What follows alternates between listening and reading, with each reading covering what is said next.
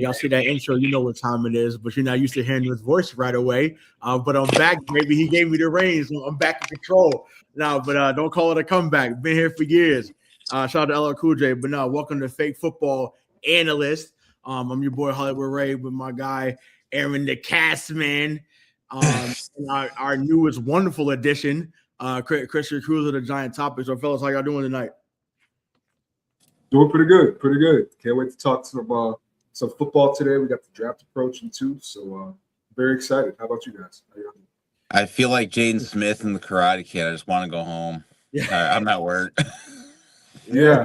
Listen, I totally understand that. Well, a lot of guys are going to work in the NFL, but they're going to new places to work. So we're just going to get into it right away. It's free agency season. Obviously, we'll get into some draft stuff as well. But this is always one of the more exciting times of the year with finding out who's going to get traded, who's going to sign where for a ridiculous amount of money. So Christian, I'll start with you. What were your thoughts about free agency so far, and then just who did you see as winners, who did you see as losers? Yeah, so I thought free agency was actually pretty exciting this year I feel like a lot of teams, specifically if we're talking about winners, if we're talking about losers. If we start off with the winners, for me, I think number one, you have to put the Las Vegas Raiders. I mean, they spent a ton of money this offseason. Look at the players that they signed as well, whether that's Tyler Linderbaum, whether that's Kwity Paye, Quay Walker, Nakobe Dean. On top of that, you get Max Crosby back in a situation where, a team is sending 2 first-round picks and the Baltimore Ravens, they pull out. They get Trey Hendrickson. Then you put Max Crosby back with the Raiders. I mean, this is a better team than what they were last year. I think last year, I'm not going to say that they were delusional. These guys know what they're doing, but I think they thought they were a lot better than what they actually were.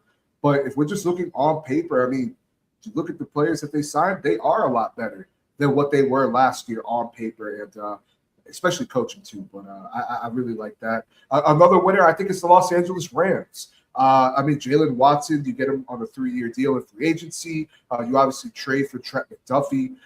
They secure up their secondary. That was a big question mark for them. And then lastly, it's the Tennessee Titans. They also spent a lot of money, similar to the Las Vegas Raiders. Really tried to provide talent all across the board for Cam Ward, both offensively and defensively as well. I liked a lot of the signings that they had. A lot of them were ex-Giants players, so I thought that was, something, obviously with Brian Dable there. But those were the 3 teams that I thought really won free agency for me. I mean, they made impactful signings. Outside of the Raiders, I don't think either of those teams spent a ton. I'm not going to say a ton, but I don't think they overpaid for their players outside of the Raiders, which you kind of had to. So. No. Aaron? This one was kind of tough because I wasn't really sure. I would definitely go with the Rams just because they did upgrade their secondary, so that's going to help out for them. And also, too, I think with these additions, and you got Super Bowl champion Trent McDuffie, you have Jalen Watson and all that, I feel like this can kind of help them continue to go to the playoffs / NFC championship game. It all just depends, on Matt Stafford's arm. But I feel like the Rams did a good offseason. I'm going to say the Giants. I'm not going to put my bias cap on. I just feel like the moves that they made, it wasn't long term, if that makes sense. It's mostly 3-year deals. There's a lot of 1-year deals. You essentially lose Wan'Dale Robinson and the Tennessee Titans for what he's making in Tennessee. You essentially did better and grabbed 2 guys in Calvin Austin and Darnell Mooney, which created Wan'Dale Robinson. So it's like 2 for the price of 1. I feel like that was really great. I love that they have the ground and pound back with Pat Ricard at fullback, and now you have Cam Scatterboo at running back. So I feel like that was really a good addition to help Jackson Dart because you need blockers, and Pat Ricard can block. So I just feel like that kind of move for the Giants. I'm not going to say they're going to win like 14 games, but I feel like that's a good step in the right direction for the mediocrity they've had all these years. And then my last one is going to sound weird, and I'm going to agree with that. I think the Minnesota Vikings, just because I feel like Kyler Murray is a bigger upgrade than JJ McCarthy. And Jefferson is not going to be as pissed off as you will with JJ McCarthy. And Kyler Murray's got the wheels. So you have the wheels, you got Justin Jefferson. I feel like that offense could click a little bit than they did last year. So let's stay there for a moment, because that's something that Aaron and I talked about on one of our previous episodes. So we talked about Kyler Murray. Yeah, we talked about Kyler Murray going to Minnesota, and I gave my thoughts thinking that I feel like he's going there to be a starter. It doesn't make sense to get that type of move for him just to be a glorified backup, right? He's not a Mike Glennon. He's not, he's not in that mode yet, right? I think he will be in 5 or 6 years, but he's 29. He's going to be 29. So just wanted to know your thoughts, Christian, on that move. And do you think that he's the right choice at quarterback for Minnesota, at least for the season? Definitely, at least for the season. I think it's funny because I was actually having a conversation about this with a friend of mine on the phone, and he made a point to me, and I was like, wow, like I think that really does, kind of lay out how the situation is in Minnesota. A lot of people see it as competition for JJ McCarthy, which is true, but I don't think it's the competition that people are thinking. I think this is him competing for quarterback too. And I'm not talking to Kyler Murray. I'm talking about JJ McCarthy, because I think it's clear cut that Kyler Murray is the quarterback one in Minnesota. Like Aaron had said, I think this is going to really help out Justin Jefferson. I think a lot of people, which don't get me wrong, Kyler Murray, he's dealt with injury. He's made some boneheaded decisions. But when you have a player, right, that is attached to such a bad, poorly run organization, sometimes all they need is a change of scenery and to go into a healthy environment. A la Sam Darnold, right? I'm not saying this is going to be a Sam Darnold thing, but this is probably the closest candidate that you're going to have. Maybe if Miami, didn't trade Jalen Waddle, I'm saying that. But I think this is an excellent signing for Minnesota. JJ McCarthy, though, they brought back Carson Wentz, who he didn't look too bad prior to him getting injured. So I think he's competing for quarterback 2. If he falls to quarterback 3, I think that's a problem.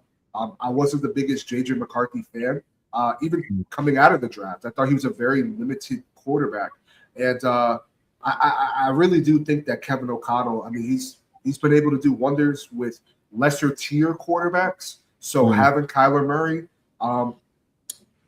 they're in a tough division, but I think they could get it done if he stays healthy. Well, you don't have to find, two bigger Carson Wentz fans than me and Aaron. So much so, we were on the phone watching his pro day and was just in awe. Like we were on the bandwagon right away. So we thought that Carson Wentz was going to be the guy for a number of years, and it was looking like it, until the injury, right? So it was having an MVP year, and then obviously things that went south for him, shortly thereafter. But with JJ McCarthy, before I get into my winners, I think with that, right, he clearly got the national championship rub, right? You win a national championship. Obviously, they're really big on running the football. Obviously, Jim Harbaugh, led team. They're going to run the ball, going to play really good defense. And, they've been knocking at the door in Michigan, right? Obviously, they go against Ohio State yearly, and, they're always fighting recruits to come there versus going over to Columbus. So he was surrounded by a really good team. And, the term game manager gets thrown around a lot in a negative way. But I don't when I say it about JJ McCarthy, I don't mean it in a negative way. I just think that if you put a really good team around him, he won't win you games, but he won't lose it for you either. And I think that when you have a Justin Jefferson, You have a Jordan Addison. You have a TJ Hawkinson. I think Aaron Jones left, so I don't know who they have at running back now. Yes, he did. Yeah. Jordan Mason. You said Joe Nathan. You said Jordan Mason. Oh, I was like Joe Nathan. I was like, wait a minute. I was like, we're getting Minnesota legends caught. Wait, no. I'm like, that's not. And what's funny? Just some listeners that don't even know who Joe Nathan is, but no, that's another Minnesota legend. No, that's he's not coming back to close for the Minnesota Vikings. But yeah, so I think they should add somebody at running back too through the draft, but maybe they look at, I talked about Casey Concepcion on the last time we were on here from Texas A&M, and I'll get into that a little bit more when we talk about the draft stuff. But I feel like if you're gonna get a quarterback like Murray, you better continue to beef up and add more weapons around him. So we'll see. But yeah, they I said it's worth the risk. It definitely is a higher risk, high reward, type of scenario for them signing him, and it was cost effective because you didn't have to bring in, you didn't have to pay crazy money to bring him in. So they did what they were supposed to do. But to go back to my winners, I was getting ready to call y'all out because y'all came in real modest, real cool, and then Aaron saved both of y'all because he brought up y'all Giants. And I was like, I said no, because y'all was gonna force me to claim y'all as winners. So I'm glad that Aaron took the bait and said they brought up y'all team, because I was gonna say, wow, I said we got 2 Giants fans on here, 1 Patriots fan, and you're gonna make the non-Giants fan say that the Giants were winners. So Aaron, thank you for taking the bait and actually saying, bringing the truth, bringing your analyst take to. Damn it, Aaron! Come on. I'm like that's crazy, but seriously though, getting Harbaugh, like I said, I thought that was a big time move. Obviously, I really like Likely, really do. So much so I wanted him, to at least get a look here in New England. But it made sense. Like I joked with Aaron off the air. I said, oh, so we're becoming Baltimore North. Got it. If it wins more than 6 games, I'll take it. Yeah, you know what I'm saying? So we're going from the Ocean City to up to the Jersey Turnpike. Cool, no worries. Like no problem. But I just like what's being done there. Like you said, there was, when you have Jackson Dart, Cam Scatterbo, and then obviously Malik Neighbors, you have some pieces there that was attractive to have Harbaugh come there.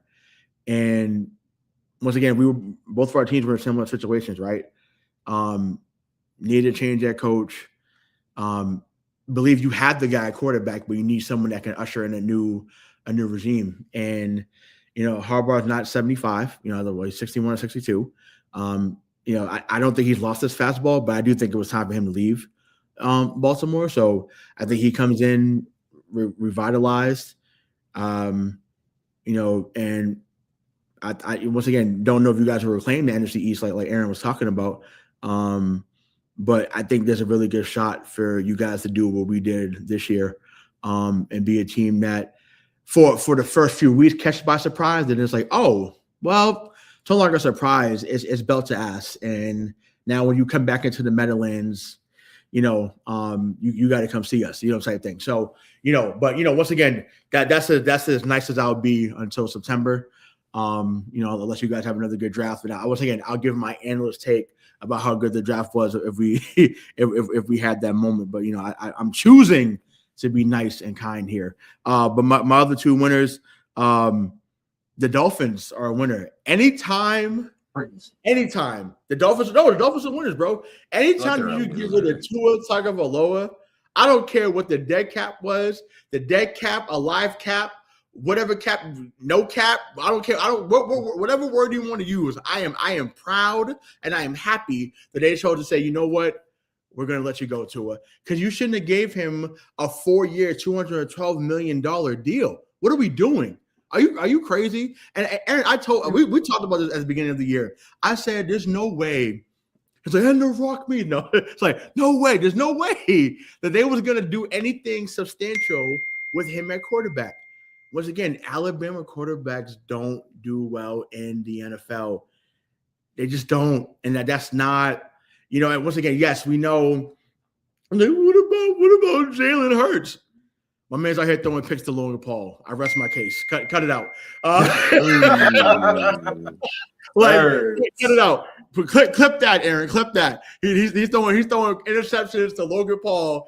WWE superstar. He's a joke. Like he is the black Alex Smith. Jeez. He's not necessarily wrong. It's okay because he won. It's okay because he won, right? So we can make all the jokes. We can say he won. So he won. He's had very good games in his career, obviously. But I like to troll my Philadelphia fans every now and then. So that's what I'm here to do. Because they hold on to 2017 like it was the greatest championship of all time. Unfortunately, that championship belongs to y'all. Unfortunately, so Eagles fans, calm down, take a deep breath, because my guy still threw for 500 on y'all. So, relax. Respectfully, he still gave y'all 500. It was a defense that sucked. Let's not go there. But it is what it is. So I was like, and I think the last team I said, I need to go back to that. I think it was I had the Broncos. Broncos the other way. Getting Jalen Waddle. I think Akeem Talib actually broke the news on it. He was someone he talked about it on Joe's Arena or Gridiron, whatever that show is. He mentioned that the Broncos were going to go get somebody. Didn't know it was Waddle, but he was like, yeah, they're going to bring someone over. He's been consistent from day one. Now I think Waddle is a really, really good number 2. I don't think he's a number 1, but I think they moved on for Cortland Sutton, right? They moved on from him. Somebody left. Sorry, but somebody left after 9 years. Maybe I'm thinking of another team. But anyways, when you add that type of piece there, to an already decent offense or really good, I won't say defense. They're really good offense. I think that obviously Bo Nix comes back healthy, ready to go. And when you add that type of player, once again, Bo Nix needs a lot of things to go right as well. And he's, Sean Payton is making him into a, at least he feels like he's making him into a Drew Brees carbon copy. I don't think he's on Drew Brees level because that's hard to do. But, if you can approximate that to an extent, then, you've done your job. So just any thoughts on that before we move on? The only thing I'll say is make sure you guys check out the Jalen Waddle video on our YouTube page, and you can figure out and watch to which former NFL wide receiver I compared Jalen Waddle to. Yeah, there you go. That's how you leave that nice little tease there. But any other words on the losers before we move on? Because I don't know if you gave yours, Aaron. I didn't give mine, but if not, we can move on. We don't have to stay there with it. I mean, I think it's a great transition for the losers because for me, I think it's very funny, Hollywood, because I have the Dolphins and the Eagles as the biggest losers in free agency. The Dolphins, I mean, you go and you sign Malik Willis, right? This is supposed to be your guy. This is supposed to be your guy. You sign 4-5 million guaranteed. You have the connection with Jeff Hafley. Tua, the writing was already on the wall. We'll see what happens in Atlanta. You go and you sign Tutu Atwell. You go and guys that are going to be, breaking the backs off of your defense. Pause.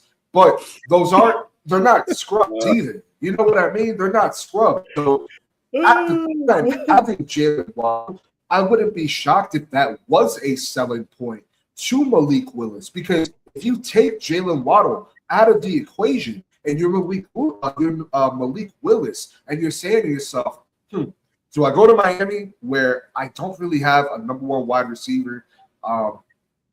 Defensively, there's a lot to be desired. And I have HM, but that's really it. Or do I go to Arizona, who they're still trying to figure things out, but at least they have a Marvin Harrison Jr.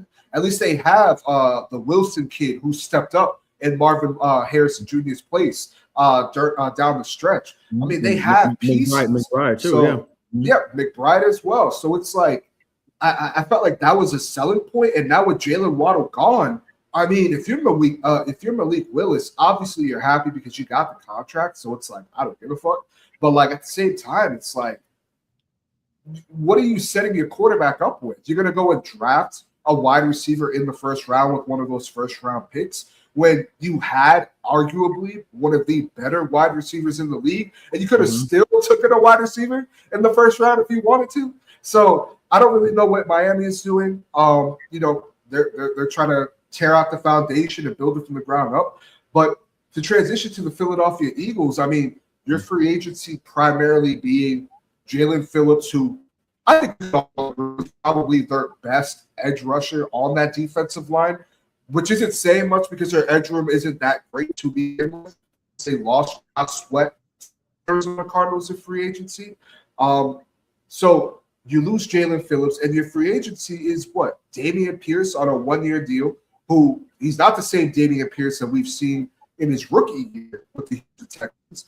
And then Marquise Hollywood Brown, who that was actually wide receiver 3, hoping he can replace the production of Jahan Dotson, who was fairly decent. I'm not going to say he was good, but he was decent for the Eagles. So I got to push back on that because, for me, it's like, I'll say this much. If Jalen Waddle was there, absolutely. I agree. Miami, they are winners. But you trade away easily your best weapon on offense, and you're losing Tyreek Hill already, right?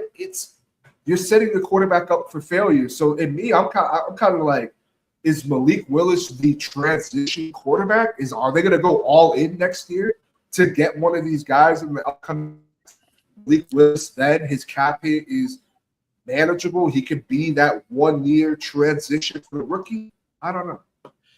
Sorry, I went on a rant, but I don't know. No, hey, listen, we are rant approved here at Fake Football Analysts. So, obviously you're newer to me and Aaron's dynamic.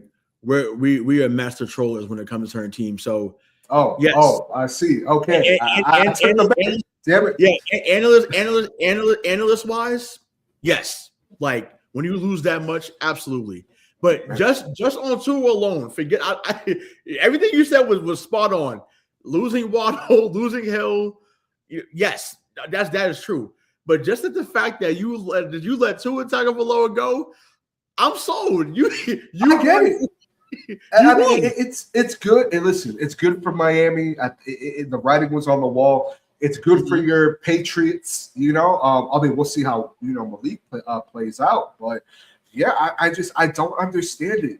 And I forgot to mention one other team. I have them all the way at the bottom of my notes, and I just put LOL next to them. The Cincinnati Bengals. I mean, are they not awake? Like, are they just like, oh, yeah, we just lost Trey Hendrickson, our best defensive lineman. We're okay with that, though, because we have Joe Burrow, the flag football demon. We have Joe Burrow.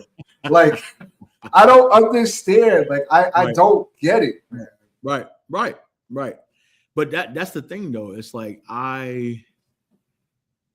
so the reason why I had Vegas on there as a loser for me, but the reason why my reasoning behind it wasn't because of the signing. So once again, Lindenbaum, great signing.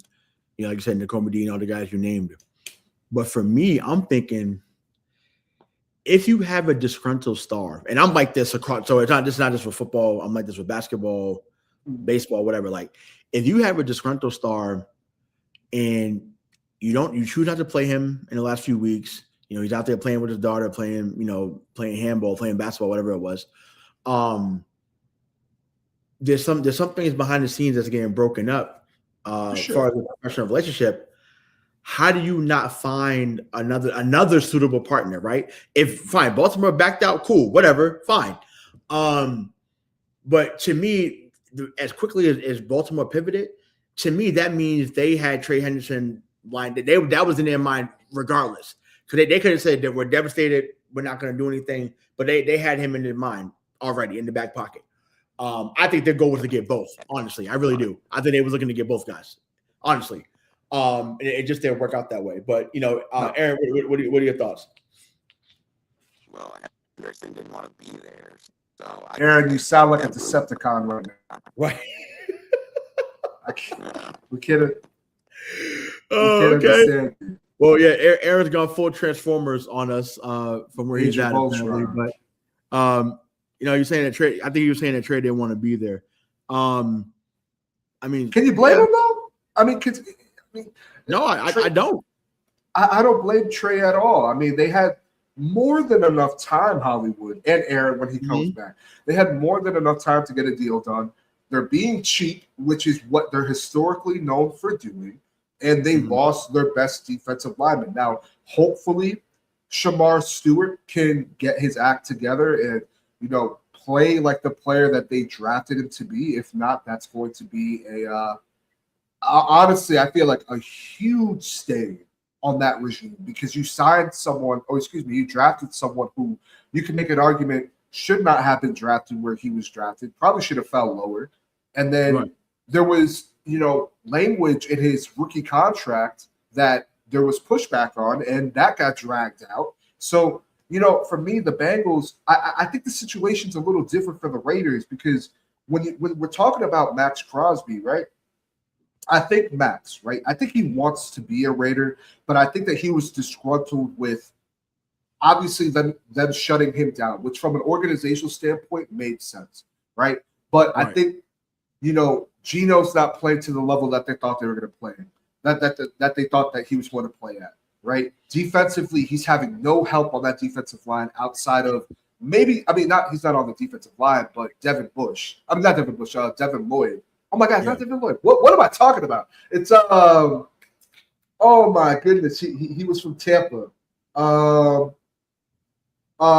Devin White. Devin White at linebacker. Outside of that, Max Crosby didn't really have anything worth mentioning, right, on that defense. But now, if you're Max Crosby, right, I feel like that kind of has to light a fire in you, where it's just like, oh, the team that wanted me really didn't want me, and now I'm back on the squad where I really wanted to be at, but we're potentially about to get a quarterback, which I have not had since I've been drafted here. I like Derek Carr, but let's be real, it's Derek Carr. You haven't had a quarterback. You have a very promising head coach in Clint Kubiak, which they haven't had that, right, in his tenure being a Raider. They go inside Linderbaum, Kwity Paye, Connor Hayward, Quay Walker, Jalen Naylor, wide receiver, Nakobe Dean. I mean, they made moves. And then on top of that, it's like, okay, you know what? I want to prove something now. If no one's going to trade for me this offseason, let me play with my head on fire and prove that was a mistake for you guys. That was a mistake. And now I'm where I want to be at. And hopefully that translates to wins. I mean, I mean, on paper it should, but but I guess for me, I have and once again, this I don't have anything to base this on. This is just an initial thought. For sure. I'm not sure, as well as he played, I'm not sure that Fernando Mendoza would be the answer at number one. I'm just not. No, I get that. Some guys you see, they just feel like I can't miss. I don't see that with him. Not to say that he won't be good eventually. So I just think that, eventually, I feel like they could move on for him in a few seasons. You have to get that right at number one. And I feel like if you're not sure about that, then maybe I don't know. Do you usually go defense? Like, do you shock the world and you get Sonny Styles from Ohio State and draft him number one? I can't see them doing that. But it's a good point, though. It is. It's it's just like you and like once again, maybe they've seen enough where they feel like he's the guy, but I don't see that yet. Once again, there's some other quarterbacks coming out next year too. I know some people are like Ty Simpson fans as well. I don't know. I mean, like I said, to me, I don't see this as being a strong draft. I did like the kid from Penn State for a while before he got hurt, Drew Allar. I did like his game. He's not bad. But I just feel like the injury, I think, probably cooled some people on him. But I think 2027 is a year that people are really trying to get in position for, because whether it's the wide receivers, whether it's other quarterbacks like Arch Manning and some other people are escaping me right now, but there's some other names that are really attached to next year's draft that I think people see as more of the prized possession. So I do feel like they probably should have had another bridge quarterback there in Vegas to get them to next year. And to me, you get an overhaul for the number one pick. I mean, I could understand that standpoint. Fill it out where you're able to continue to build the roster that you want. No, and I definitely get that, Hollywood, because I mean, it does make sense, right? If you feel like you have questions on Mendoza and you feel like, okay, we could trade this pick, keep building quality talent, while recouping a load of draft capital, right, for potentially getting someone next year. Now, the thing that I would worry about is you're banking on the team being bad enough to be in this position again. So I feel like you kind of have to take him, because I'm not the biggest Ty Simpson fan. I know that there's a whole lot of talk going on with him right now, and the whole Dan Orlovsky thing. I thought that was funny.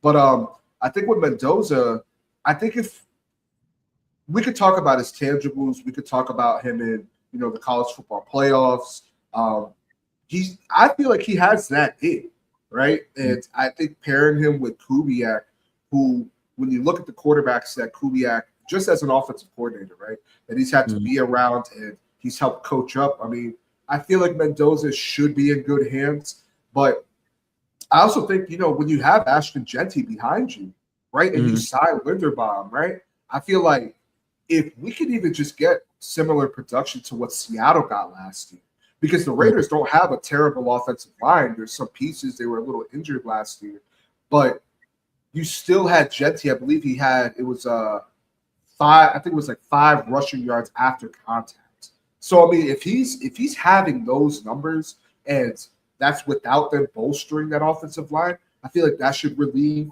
Mendoza a little bit. And if he's not that, and if he's not it, which is all possible, that he may not be that guy, then they have to take another swing at the board, and hopefully they get the guy. But we'll see. I think it's a good situation for the Raiders right now. I think this is probably the most promising, at least future-wise, that they've had in quite some time.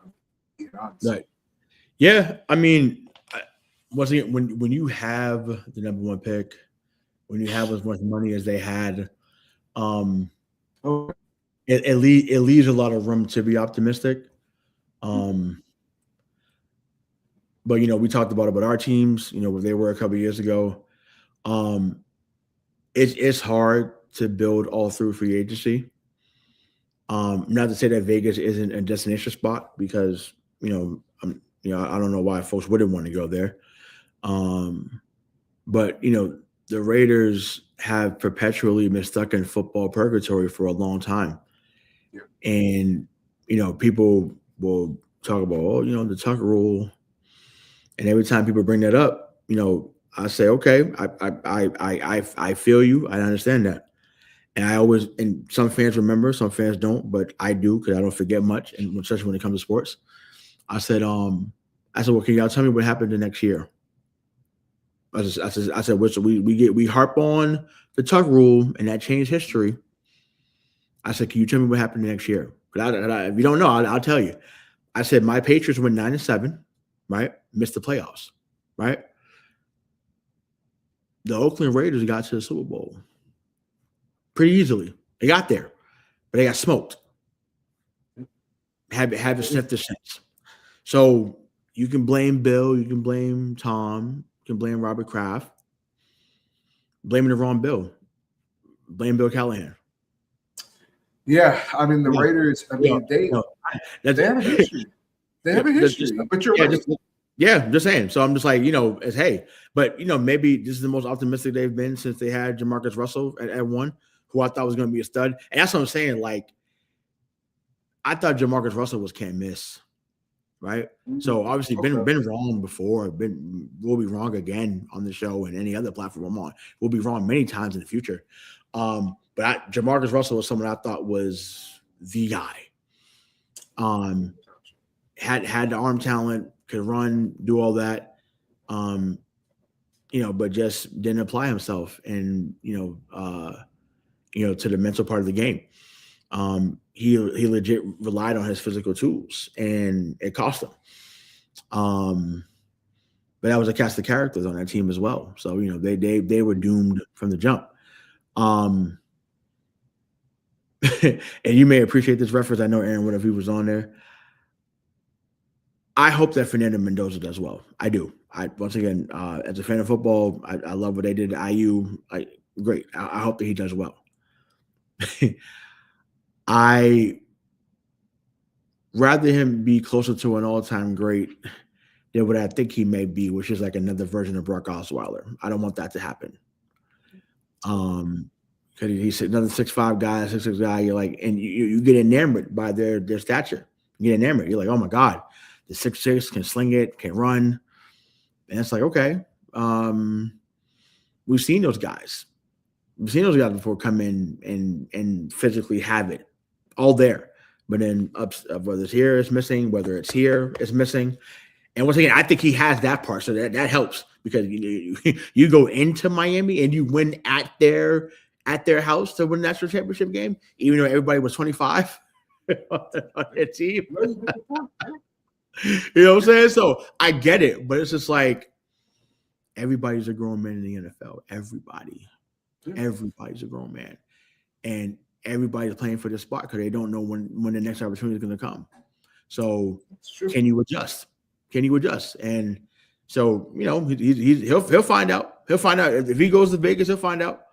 I mean, I didn't mean to cut you off. I was just going to say, I wonder how much is that organization necessarily relying on Tom Brady, right? Because I was having this conversation with a friend of mine where it's just like I feel like Brady's doing too much. Not in a bad way or nothing like that, but it's like I feel like when you think of a minority owner and you think of how the owner himself, right, has came out and said, that they're going to be relying on spy tech, they're going to be relying on Brady, and I just don't want it to be a situation where if things go good, he's going to take the credit, and if things go bad, it's I'm busy, calling games. I'm also I manage. I own two other teams, not football wise, but I know he owns what is it called? Oh my goodness. I'm gonna pull it up. I'm gonna pull it up probably after this. I was practicing for the flag football Olympics. Yeah, that too. So it's like I just don't want it to be like that kind of a situation. But I think with Brady, I mean, do you hear Mendoza talk and he sounds like Brady? I mean, if you close your eyes, I mean, obviously take the tone out, but like the way he talks and how he handles himself, I mean, and the guy here does too, just with a southern accent. Ray does too. Yeah, he does. It's wild. You're like, oh, okay. And you want that, but it's like you want them to be themselves. But and once again, by you saying that, maybe that's why they say, you know what, let's go with him number one, and can go from there. Side note, because I everyone's seen the tweets over the weekend or seen the highlights.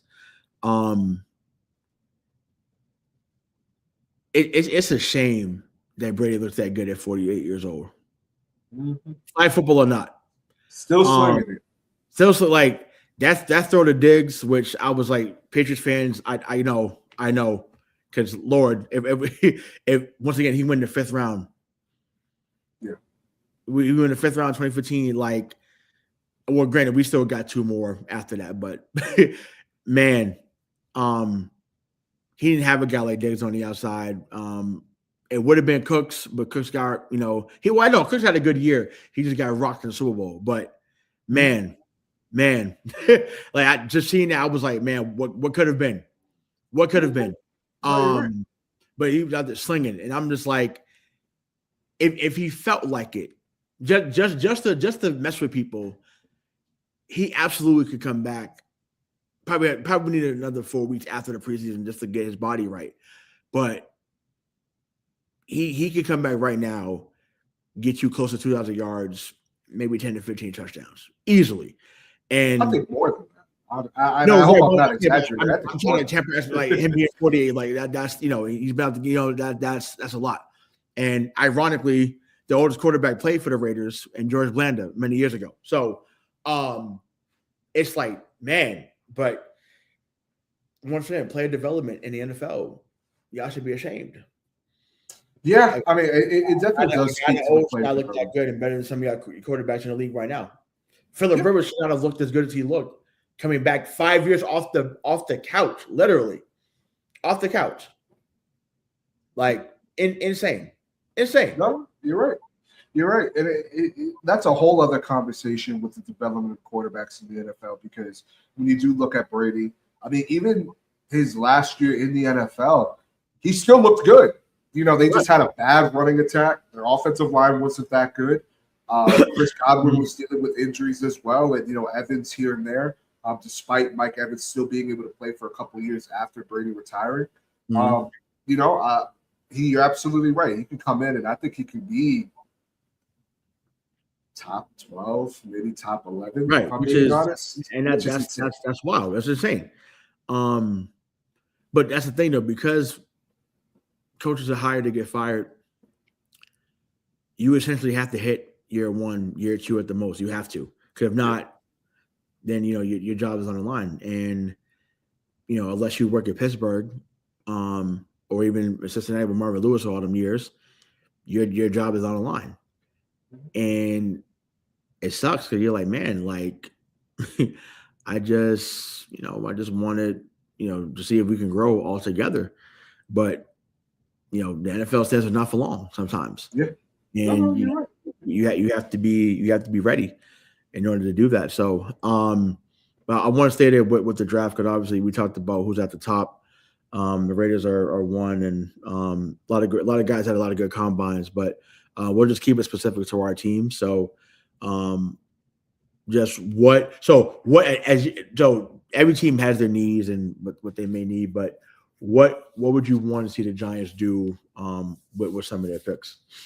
If we're just speaking with like the first round, I think it's going to come down to 3 players. I want to say 4. I think it's going to come down to Sonny Styles, Mansour Delane from LSU, and I think it's going to come down to Carnell Tate. Prior to free agency, I would have swapped Mansour for Caleb Downs, but seeing some of the moves that they made in free agency, the safety room is packed right now for the Giants. And 4 of the players that they have in that safety room are quality talent. So it's like it doesn't make sense to then insert Caleb Downs in that situation. Right. They went and got Greg Newsome on a 1-year deal. Paulson Adebo, he has another, I think, like a year or 2 on his deal left. So they don't really have an answer. And then on top of that, Cordell Flott went and signed with the Tennessee Titans. So Mansour Delane makes sense. Sonny Styles, though, from what I've heard speaking to a couple Giants beat reporters, he seems like, I mean, right now, nothing is guaranteed, but that seems to be where things are trending between Delane and Sonny Styles, which makes a lot of sense because, one, they address serious needs that the Giants have, but 2, when you watch them play, you watch them talk, you listen to them talk, I feel like would epitomize John Harbaugh's message and what he would want in his players on that Giants roster. I selfishly, I want them to get a wide receiver, but like Aaron was talking about earlier, they went and signed, Calvin Austin, Darnell Mooney, Isaiah Likely. So you can make an argument it doesn't necessarily make sense for them to draft a wide receiver. So if you're asking me right now, I would personally want Sonny Styles, the Giants' run defense was historically bad, and I'm not talking about organizationally historically. I mean NFL historically, it was bad last year. And outside of Dexter Lawrence, they don't really have anyone on that defensive line that can help in the run game. I like Tremaine Edmonds, but I have my questions with Tremaine Edmonds in the run game as well. And Right. Micah McFadden, who is actually fairly good in the run game, is coming off of a Linz Frank injury, which that's a very tricky injury for a lot of players to come back from. So, Absolutely. For me, I think it's Sonny Styles. What about you as a Patriots fan? Jeremiah Love. No, I'm joking. I know he's not going to be there. I'm kidding. Cause I'm looking through some of the names now because some guys I forgot. He had a really good combine, so I know he's not going to fall to 31. But the tight end from Oregon, Kenyon Sadiq. Nasty. I think that, and once again, do not get triggered, Patriot fans, by me saying this, but once again, on the field, I saw Aaron Hernandez. Say what you will about. I get it. We know what he was off the field and what he became. Unfortunately, on the field, there was not a thing he couldn't do, and he was always open. You can run screens with him. You can run seam routes with him. Like you can run 7 routes with them. Like with him. Like so, I saw Aaron Hernandez on the field. I saw that. I was like, oh, like. Because when we had him and Gronk, we had the best tight end duo ever. I don't care. Once again, people could say Kelsey now is the best tight end of all time, or fine, that's cool.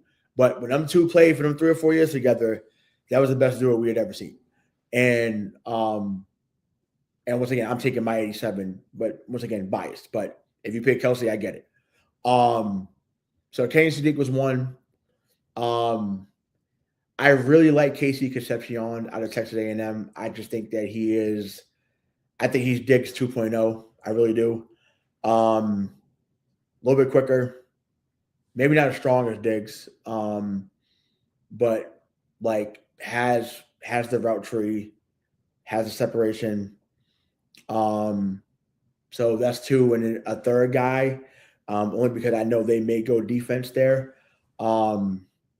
Is Mason Thomas. I think that he also fits a need of where they had no pass rush because Harold Landry knee, I think, is starting to degenerate, unfortunately. So he may not be the same player going forward, even though he still led the team with sacks this past season with 8.5. But they need that. Once again, you lost Chasen. You've lost some guys that were key to that Super Bowl defense. So I wouldn't be surprised. But even second rounders, the tight end from Georgia, Oscar Delp, he looks like the team we just talked about in Vegas. He looks like Brock Bowers, the next coming of Brock Bowers. And if that's the case, he shouldn't fall past the second round. Like he looks like the real deal. So once again, we probably could have went another 30 minutes on that.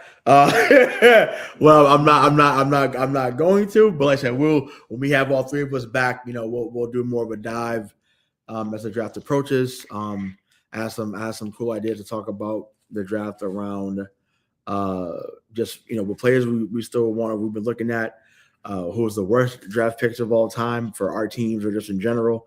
So I have some things that we'll talk about off the air. So anything else to chime in before we get into final words? No. I thought this was a really fun episode. I think free agency, that was the NFL's March Madness, if you will. Yeah. I'm very excited to see how this draft pans out and some of the things that we'll be talking about when the draft comes around, which is going to be here soon. So I'm very excited for that this year. Yeah. And just make sure that you follow us at Fake Football Analysts on Twitter _ Fake Football Analysts, on TikTok Fake Football Analysts. Follow Christian at the Giant Topic. Make sure you check out the content that's going on there as we get into the rest of the offseason. But speaking of March Madness, for my final word, and I know it's not football, but yo, the tournament's back. Like we had a few down years. The shot making has been incredible. A lot of big moments so far. A lot of big upsets. Sucks that my Tar Heels went down to VCU.